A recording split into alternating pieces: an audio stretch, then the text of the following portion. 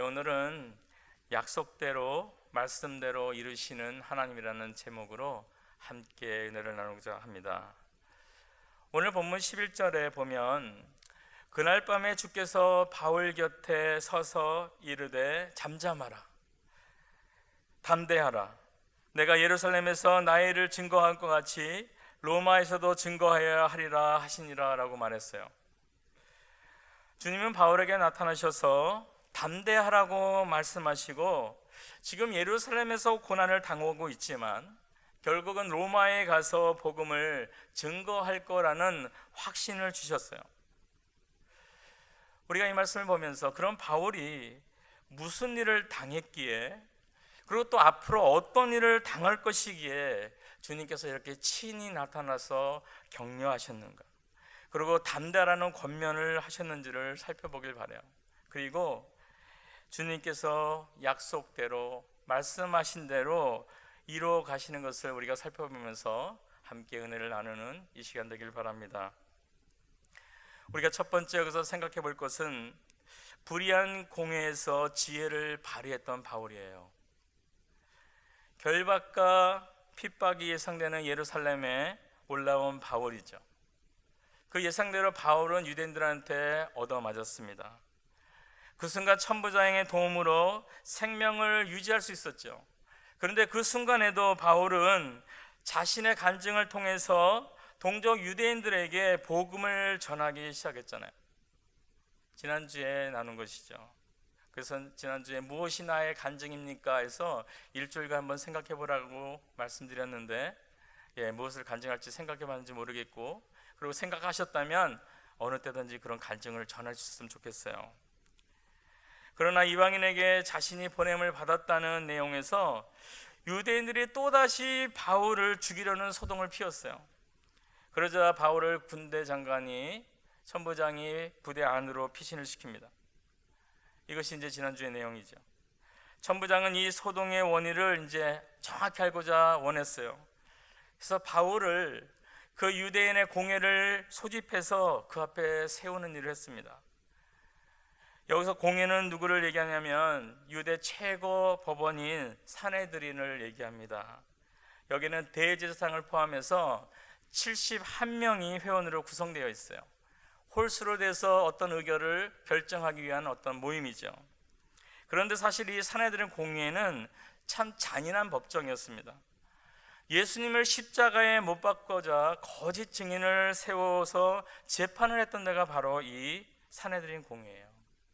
그리고 스데반을 재판하여서 로마법을 어기면서까지 그를 돌로 쳐 죽였던 아주 무서운 그런 재판 장소입니다. 바울은 바로 이 공회 앞에 쓴 거예요. 근데도 연약해지지 않고 담대하게 여기서 자기 변명을 하는 것을 볼 수 있어요. 1절에서 뭐라고 되어 있습니까? 형제들아, 오늘날까지 내가 범사의 양심을 따라 하나님을 섬겼노라. 이것은 굉장히 중요한 말씀이에요. 이스라엘 백성에 있어서 양심이라는 것은 우리가 생각하는 그 일반적인 양심을 넘어선 걸 얘기합니다. 적어도 그들에게는 하나님 앞에서 하나님을 믿는 사람으로서 경건한 신앙 위에 선 양심을 얘기하는 것이에요. 그러니까 일반적인 도덕성 위에 율법에서 봤을 때도 하나의 부끄러움 없이 다 지켰다고 얘기할 정도로 말할 때 내가 양심대로 살았다는 선포를 할 수 있는 것입니다. 사람들은 살아가는 동안에 이 양심이 타락할 때도 많고요, 변질될 때도 많죠. 그래서 이 양심이 빗나가면요 잘못되는 것이에요. 그런데 바울은 이 양심이 빗나가지 않도록 하나님 앞에서 정직하게 섬겼다는 얘기를 하고 있는 것이에요. 그는 이렇게 자기의 하나님 앞에 성실함을 얘기하면서 계속해서 이들에게 예수 그리스도를 관한 복음을 전하고 설득하고자 하는 마음이 있었던 것이에요. 이렇게 말을 시작했는데 이것을 받아들인 이 공회의 모습은 어땠습니까? 특별히 2절에 보면 대제사장의 반응이 보여요. 아나니아라는 사람인데 그가 바울 곁에 있는 사람한테 그 입을 치라고 이렇게 명하고 있습니다. 이때 대제사장이 사용한 입을 치라라는 그 헬라어의 원뜻은 그냥 손바닥으로 이렇게 따기 정도 때리는 정도가 아니고요, 주먹이나 아니면 몽둥이나 기구를 사용해서 그 입을 치라는 거예요. 거의 여기를 부셔버리라는 그런 의미의 잔인한 폭력을 의미하는 단어입니다. 사실 이런 그의 결정은 유대법에 명백히 어긋나는 일이었어요. 유대인들은 고성 후 당한 사람이 완전히 유죄라는 것이 판결나기 전에는 어떤 처벌도 할 수 없게 되어 있습니다. 그럼에도 불구하고 이 대제사장은 이렇게 이야기를 한 것이에요. 그러니까 여기에 대해서 바울이 3절에서 이렇게 얘기하잖아요. 하반절에서 내가 나를 율법대로 판단한다고 앉아서 율법을 어기고 나를 치라고 하느냐라고 반박한 거예요.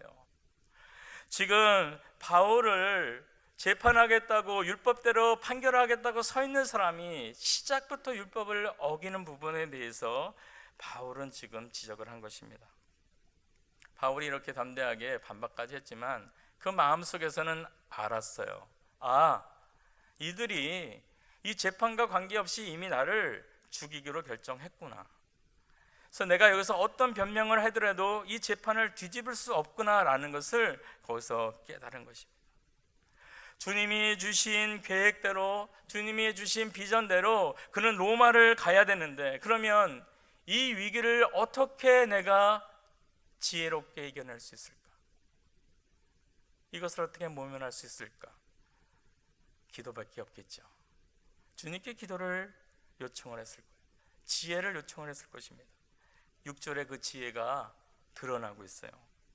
바울이 그 한 부분은 사두개인이요 한 부분은 바리새인 줄 알고 공회에서 외쳐 가로되 여러분 형제들아, 나는 바리새인이요 또 바리새인의 아들이라. 죽은 자의 소망 곧 부활을 인하여 내가 신문을 받노라. 이렇게 얘기합니다. 사두개인들은 어떤 사람이냐면 모세 오경만 믿는 사람이에요. 모세 오경만 하나님의 영감대로 쓰여진 성경이라고 받아들였는데 거기선 부활에 관한 내용이 나오지 않습니다. 그렇기 때문에 이들은 부활을 믿지 않아요. 천사도 믿지 않고 영도 믿지 않는 분들이 바로 이 사두개인들이었어요. 그런데 같은 유대인인데 한 반 정도 있는 바리새인들은 어떤 사람이 있냐면, 이들은 천사도 믿고 영의 존재도 믿고 사람의 부활도 믿고 죽음 후에 세상이 있다는 것도 믿던 사람들이에요. 바로 이 같은 유대인이고 하나님을 믿는다고 하지만 신학적인 차이가 난다는 것을 이용을 해서 바울은 자기가 바리새인임을 지금 얘기하고 있는 것이었어요. 지금 내가 죽은 자의 부활 소망에 대해서 내가 신문을 받고 있다 하므로 바리새인들의 어떤 표를 얻기를 추구했던 것입니다. 결국 바리새인들은 바울을 도왔습니다. 그 결과가 7절에 나와요.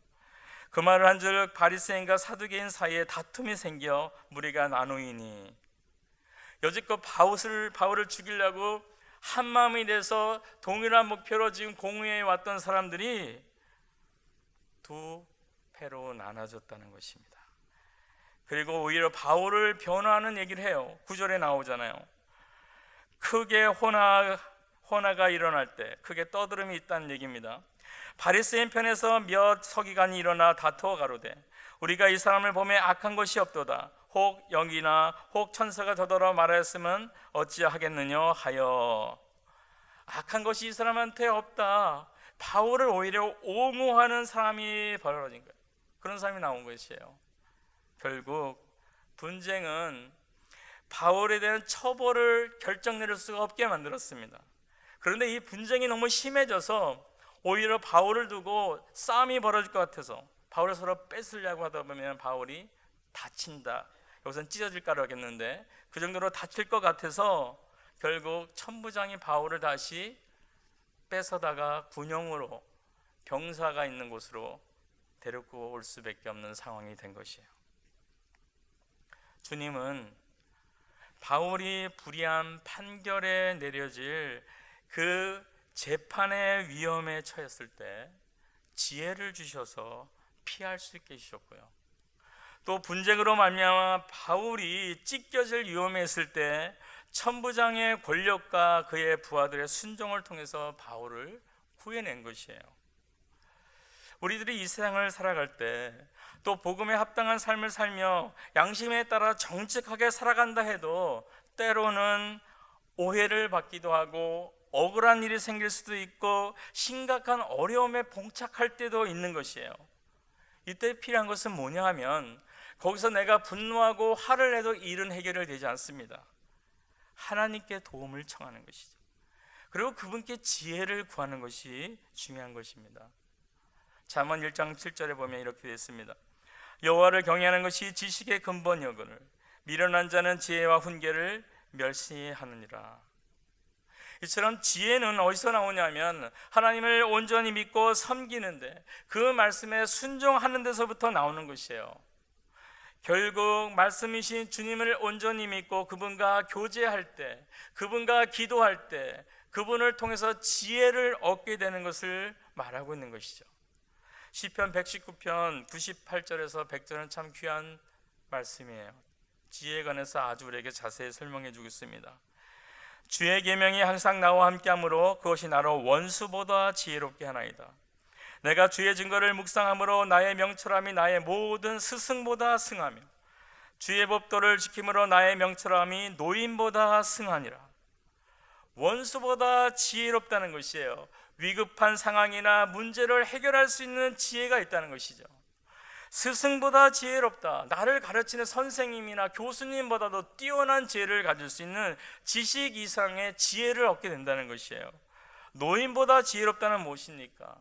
많은 경험들, 그들이 임상실험을 거친 것들, 그것들 가지고도 감당할 수 없는 지혜를 하나님께서는 말씀을 귀히 여기고 하나님과 교제하는 자에게 주신다는 것이에요. 주님을 경외했던 바울, 주님의 말씀에 순종했을 뿐 아니라 그분을 철저히 의지해서 늘 도움을 청하며 살던 바울은 하나님께서 주신 이 지혜로 위기를 모면할 수 있었던 것입니다. 하나님은 지혜만 주신 것이 아니죠. 사람들도 사용합니다. 같은 동족인 유대인들은 바울을 찢어 죽이려고 하는데 바울과 전혀 관계없는 천부장은 오히려 그 권력과 부하들을 통해서 바울을 구하게끔 하나님은 사용하신 것이에요. 우리가 때로는 친분관계의 사람을 의지하고 의존할 때가 있는데 하나님은 오히려 나와 관계없는 사람, 나와 아무 친분관계가 없는 사람을 통하여서 주님의 계획을 이루어가는 일을 도울 때가 많다는 것입니다. 이분이 바로 우리가 믿는 하나님이에요. 하나님의 뜻을 따라 주님 주신 비전, 로마에서 바울을 통하여서 복음을 전하고자 하는 원하시는 하나님의 계획을 그대로 믿고 순종하는 바울을 위기에서 지혜를 주시고 또 사람을 통하여 구하시고 그 뜻을 이루어 가도록 인도하시는 분이 바로 하나님이라는 것을 오늘 본문을 이야기하고 있습니다. 내게 주신 하나님의 뜻이 무엇입니까? 그리고 하나님의 뜻 안에서 내가 받는 비전이 무엇이에요? 이것을 먼저 찾을 수 있으면 좋겠어요. 하나님께서는 우리를 성도로 부르실 때 틀림없이 하나님께서 주실 비전을 갖고 있어요. 개개인의 은사와 개개인의 능력에 따라서 주님은 우리에게 각자에게 해야 될 비전을 주셨어요. 큰 그림은 우리가 이미 받았잖아요. 주님의 증인 되는 것, 제자로서 살아가는 것, 이것은 큰 그림입니다. 주님을 사랑하고 이웃을 사랑하며 살아가는 것, 그 큰 그림 안에서 내가 가진 능력과 내가 가진 재주와 내가 가지고 있는 지금 위치를 활용해서 해야 될 구체적인 일들은 주님께서 우리에게 비전으로 주신다는 것이죠. 이것을 보고 나갈 때 우리가 주님을 의지하고 그분께 도움을 청할 때 주님께서는 원수보다 스승보다 노인보다 더 깊은 지혜를 경험하고 또 사람을 통하여서 우리를 돕는 그런 경험을 우리에게 허락하십니다. 이런 은혜가 우리 가운데 있게 되길 바라겠어요. 두 번째 생각할 것은 현실의 상황에 변화가 없어도 담대한 바울의 모습이에요. 11절 다시 봅니다. 그날 밤에 주께서 바울 곁에 서서 이르시되 담대하라, 내가 예루살렘에서 나의 일을 증거한 것 같이 로마에서도 증거하여야 하리라 하시니라. 주님이 친히 나타나서 이렇게 말씀을 하셨다면 사실 우리가 기도하는 건 무엇이에요? 그래, 네가 로마에 갈 수 있도록 내가 길을 열어주겠다, 이 일처럼 들리지 않겠습니까? 뭔가 내가 처한 상황이 바뀔 거라는 기대를 할 수가 있어요. 그런데 바울의 상황은 바뀌지 않았음을 우리 성경을 통해서 봅니다. 이걸 보면서 저는 예수님의 제자들을 생각해 봤습니다. 제자들이 광풍에 무서워서 힘겹게 노를 지을 때가 있었어요. 그때가 언제입니까? 마가복음 6장 48절에서 51절을 보면은 예수님이 이제 오병이어의 기적을 일으키시고, 그러고 나서 사람들이 예수님의 그 능력 때문에 그분을 임금 삼으려고 해서 왕을 삼으려고 막 하니까 제자들을 급히 건너편 강으로 배를 타고 건너가라고 보내고 본인은 기도하러 올라갔었어요. 그런데 제자들이 그때 광풍 때문에 너무 힘겹게 노를 젓고 있는 것을 주님이 아시고 물 위로 걸어가잖아요. 그리고 예수님이 그 배에 딱 올라타자마자 바람이 잔잔해졌음을 성경에서 기록하고 있습니다. 그리고 마가복음 4장에서는 그런 어떤 힘겨운 정도가 아니고 그들은 죽을 상황에 이르게 돼요. 37절에서 39절입니다. 큰 광풍이 일어나며 물결이 부닥쳐 배에 들어와 배에 가득하게 되었더라. 예수께서는 고물에 베개를 베시고 주무시더니 제자들이 깨우며 가로되 선생이여 우리의 죽게 된 것을 돌아보지 아니하니까 하니, 예수께서 깨어 바람을 꾸짖으며 바다더러 이르시되 잔잔하라 고요하라 하시니 바람이 그치고 아주 잔잔하여지더라. 어부 출신인 제자들, 이 갈릴리 바다에 대해서는 전문가의 그들조차도 이제 죽게 되었다고 생각할 정도로 큰 광풍이 배를 요동시키고, 그리고 물결이 들어와서 배가 가득 차서 배가 이제 가라앉기 직전이었습니다. 이때 이들이 주님을 깨웠던 것이죠. 그리고 주님은 일어나자마자 잔잔하라 고요하라 하면서 완전히 바람을 그리고 파도를 잠재워 버렸습니다. 주님이 나타나면 해결되는 부분이 성경에 너무 많이 나와요. 복음서에는 다 그 내용이 아닙니까? 아픈 자도 주님을 만나면 치유가 되고, 먹을 것이 없는 자도 주님을 만나면 오병이의 기적을 만나게 되고, 장님도 주님을 만나면 눈을 뜨게 되고, 주님이 나타나면 모든 일이 해결되는데, 그런데 주님이 친히 나타나서 만난 바울은 이 현실에서 아무 변화도 느끼지 못했다는 것이에요. 오늘 본문은 아니지만 이어지는 12장 13절을 보면 이렇게 되어 있습니다. 날이 새매 유대인들이 당을 지어 맹세하되 바울을 죽이기 전에는 먹지도 아니하고 마시지도 아니하겠다 하고, 이같이 동맹한 자가 40여 명이었더라. 와, 40명가량이 내가 이 바울을 죽이지 않으면 앞으로 먹지도 않고 마시지도 않겠다. 그 얘기 뭐예요? 바울을 죽일 때까지 나는 먹지 않겠다는 것입니다. 결심을 한 것이에요. 그리고 그들은 속임수까지 지금 계획하고 있습니다. 다시 공의회에다 요청을 하고, 그리고 천부장한테 얘기를 해서 공의회를 소집하고 바울을 다시 부르려고 그랬습니다. 내가 물어볼 게 있다고 거짓으로 그를 부르고 올 때 그를 죽이려는 계획까지 세웠던 것이에요. 하나도 바뀐 것이 없고 오히려 더 안 좋은 상황으로 바뀌었어요. 거기다가 바울은 지금 감금 죄수의 몸인데 이 죄수에서 풀어나는 일도 생기지 않았던 것이에요. 사도행전 18장 16절을 보면은 어떻게 결말이 났는지가 잘 나와 있어요. 우리가 로마에 들어가니라. 바울을 대적한 사람들은 어떻게 해서든 바울을 죽여서 못 가게 하려 하고, 하나님의 계획은 바울을 그런 어려움을 뚫고 로마로 가게 하라는 계획을 세웠던 것이, 결국 결말은 하나님의 계획대로, 하나님이 바울한테 명하신 대로, 약속하신 대로 이루어졌다는 것이죠. 그리고 사도행전 28장 30에서 31절을 보면 바울이 온 새 집을 이태를 자기 새 집에서 유하며 자기에게 오는 사람을 다 영접하고 담대히 하나님 나라를 전파하며 주 예수 그리스도에 관한 것을 가르치되 그 많은 사람이 없었더라. 물론 바울은 로마의 재판을 받고 옥에 갇히고 또 재판을 받고 옥에 갇혔다가 이런 우여곡절 끝에 죄수의 신분 그대로 로마를 향하게 되죠.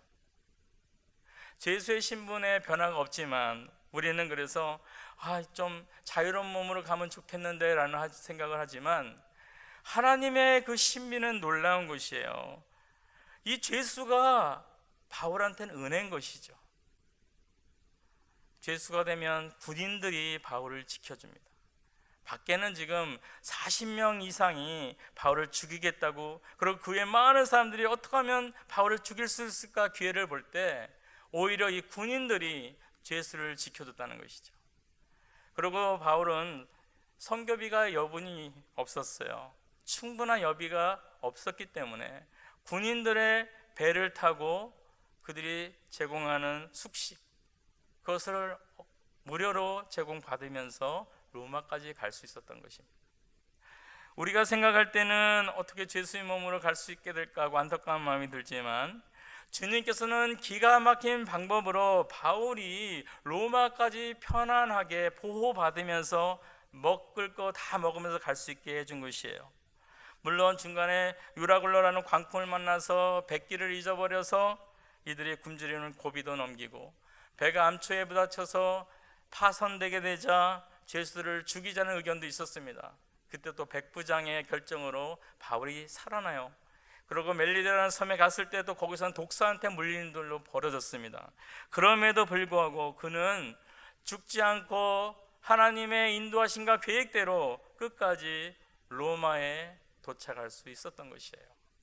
로마에 도착했을 때는 죄수면은 원래 옥에 갇혀야 되는데 작택연금이라는 게 있잖아요.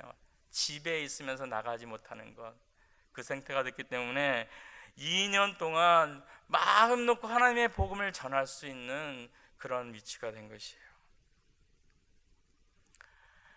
바울은 예수 그리스도가 그렇게 나타났을 때조차도 현실적인 상황과 환경은 바뀌지 않았어요. 오히려 악화되었지만 하나님께서 이런 것에 막히지 않는 분이라는 것을 알고 이것을 뛰어넘을 수 있는 분을 알고 담대히 나갔다는 것이에요. 이것이 우리들이 배워야 될 바울의 모습인 것입니다. 아까 잠시 살펴본 마가복음 4장의 40절의 말씀은 이렇게 기록되었습니다. 이에 제자들에게 이르시되 어찌하여 이렇게 무서워하느냐, 너희가 어찌 믿음이 없느냐 하시니 라고 했어요. 배가 물에 빠지기 직전에서 막 무서워서 주님을 깨워갖고 주님 우리가 죽게 되었으니까 우리를 도와주십시오 했던 제자들에게 너희가 믿음이 없다고 얘기를 하시는 거예요. 왜 주님이 이렇게 얘기를 하셨을까요? 배가 물에 잠기게 돼서 주님을 깨워서 살려달라고 그랬는데 왜 믿음이 없다 그런 것입니까? 주님이 원한 것은 뭐예요? 예수님이 이 배에 함께 타고 있고 그분이 고물에서 지금 주무시고 계신다면 이 배는 절대 빠질 수 없다는 믿음을 갖고 옆에서 같이 자는 믿음을 원했던 것이에요. 주님만 있으면 나는 아무 걱정이 없다. 주님이 내 인생을 이끌어가시고 책임질 거다. 그런 믿음을 주님께서는 원했던 것이죠. 그때 베드로도 있었어요. 죽을 상에서 위기의 순간에서 떨고 막 무서워했던 베드로가 사도행전 12장에 가면은 전혀 다른 모습으로 나타납니다. 헤롯 왕이 사도 야고보를 먼저 잡아다가 죽였어요. 그리고 이번엔 베드로를 잡았습니다. 그래서 옥에 들어 넣었어요. 어떤 상황입니까? 언제 죽을지 모르는 상황이에요.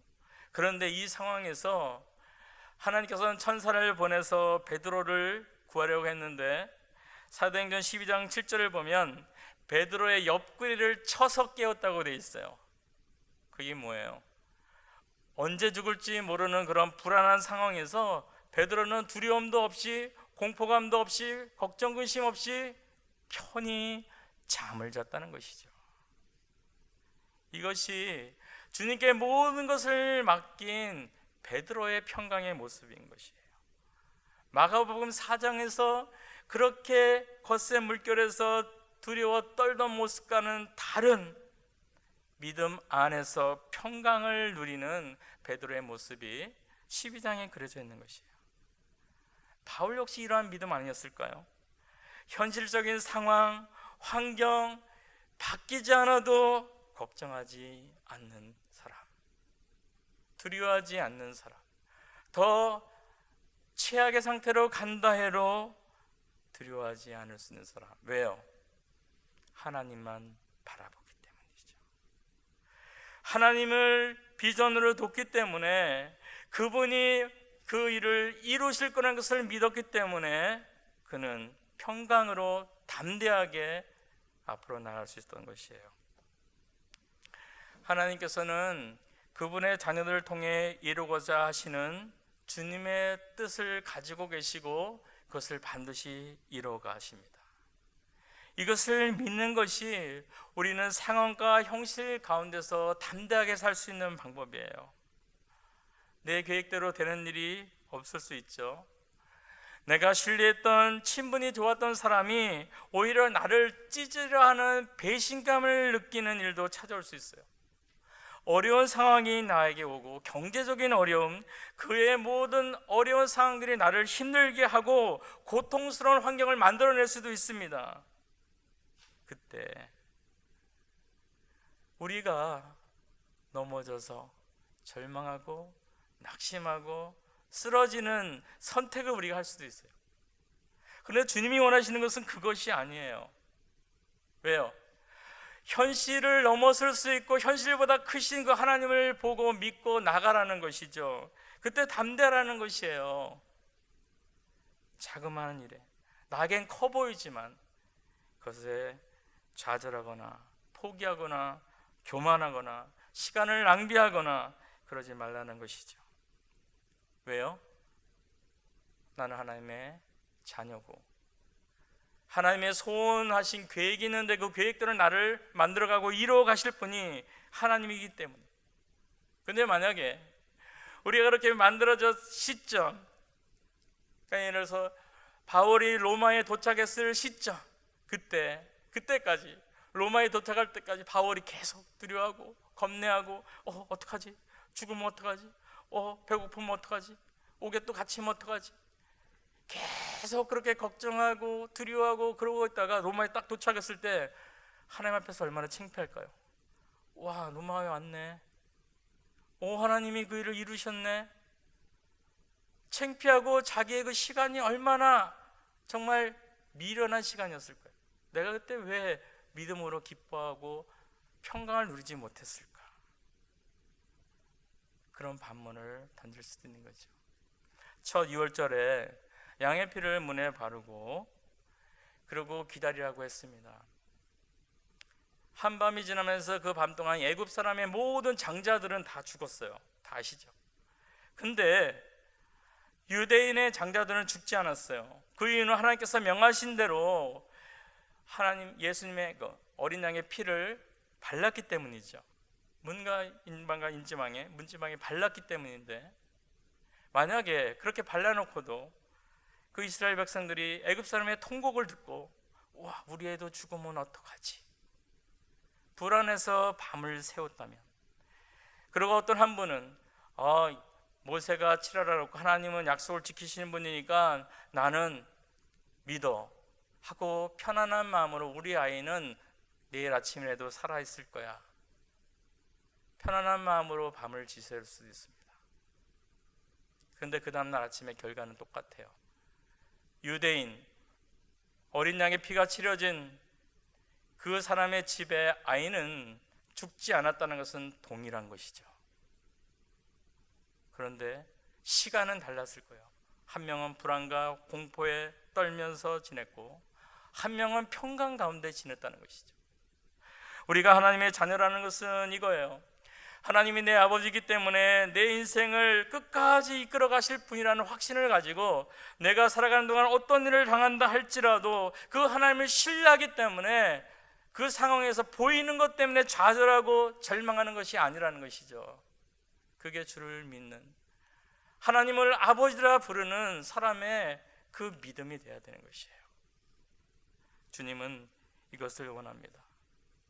눈앞에 보이는 일 때문에 불안하게 인생을 살기를 원하지 않으세요. 우리 눈에는 불안한 상황이 펼쳐져도 내 눈은 주님을 보기 때문에 담대하게 평강 가운데 기쁨으로 하루하루를 살게 되기를 원하시는 것이 주님입니다. 약속대로 이루시는 분이에요. 우리에게 주신 비전대로 이루시는 하나님을 기억하기 바랍니다. 말씀을 정리합니다. 우리의 삶 가운데 여호와를 경외하며 주님의 제자로서 주님의 말씀에 순종하며 복음에 합당한 삶을 살아갈 때 우리는 때로는 어려운 일을 당할 수도 있어요. 그때 주님을 의지하는 게 중요하고, 그때 주님께 지혜를 구하고, 지혜를 구할 때 주님께서 또 사람까지 보내서 우리를 도울 수 있는 분이라는 것을 기억하시기 바랍니다. 그리고 주님은 약속하신 말씀대로 이루는 전능한 하나님이라는 것을 잊지 마시고, 우리가 어떤 일을 당한다 할지라도, 어떤 환경에 처해진다 하더라도, 현실이 나를 어떻게 힘들게 만든다 할지라도 그 하나님께서 주시는 지혜를 기대하고 도움을 기대하고 능력을 기대하면서 매일 평강 가운데서 담대하게 하루하루 살아갈 수 있는 모두가 되길 바랍니다. 우리 기도하겠습니다. 하나님 감사합니다. 바울에게 로마에게서 복음을 전할 것이라는 비전을 주시고, 그리고 하나님께서 이 일을 이루겠다는 하나님의 뜻을 그에게 전달해 주셨습니다. 하나님, 우리 모든 성도들 각자에게 주님께서 주신 비전들이 있을 터인데, 제자로서 또한 주님의 증인으로서 살아갈 때 서로 사랑하는 일에 하나님 우리에게 디테일하게 우리 자신의 달란트와 자신의 능력과 재능에 따라서 우리가 해야 될 일을 주신 줄 믿습니다. 하나님, 그런 하나님의 비전을 먼저 찾는 저희들이 될 수 있도록 도와주시고, 이것을 찾아가서 이 생을 살아나갈 때 하나님께서 우리를 지혜로 돕고, 그리고 우리를 사람이 통해서 돕고, 또한 우리의 삶 가운데 어떤 장애물과 현실의 어려움이 있을지라도 반드시 하나님의 약속대로 이룬다는 그 하나님을 믿고 신뢰함으로 우리의 삶 가운데 절망이나 낙심이나 포기가 아니라 주님께서 주시는 기쁨과 평강과 담대함으로 하루하루를 살아갈 수 있도록 우리를 붙잡아 주시옵소서. 우리 주 예수님의 이름으로 기도합니다. 아멘.